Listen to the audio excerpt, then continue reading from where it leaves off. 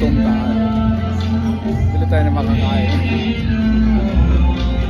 Habang wala pa sa na Eric at Yeng, habang Nepali pa nagpe-perform, kain muna tayo. Gutom eh. Okay?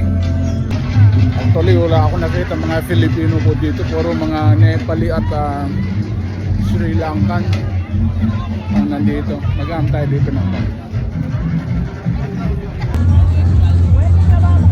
So, barbecue.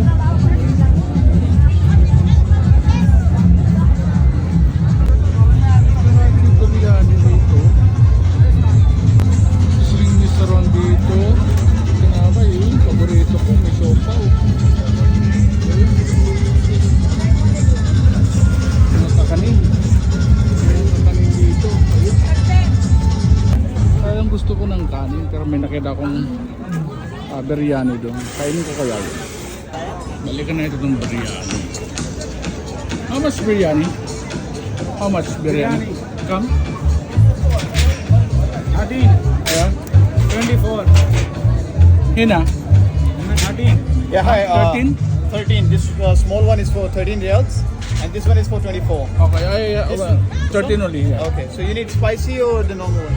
The normal one. No, Spicy. you need spicy, okay. Spicy, yeah. It's spicy.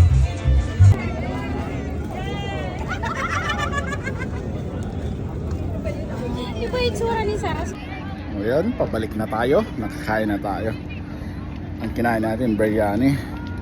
Actually, pagpasok dito sa loob kasi bawal ang pagkain. Kaya lumalabas para kumain.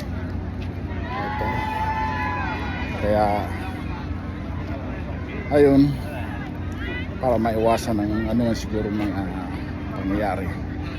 Pati ang tubig, usually, actually ang tubig, dapat hindi pa bukas ang tubig. Pwede mong ipasok dito, alright. At pagkataon naman ay sala or prayer. Ayan. Sala break. Sala is prayer, right? Kaya medyo nahinto muna ang pagpe-perform kasi nga prayer time, right? Pabalik na tayo sa ating seat. Sa ating private seat, right? Yan, dami oh.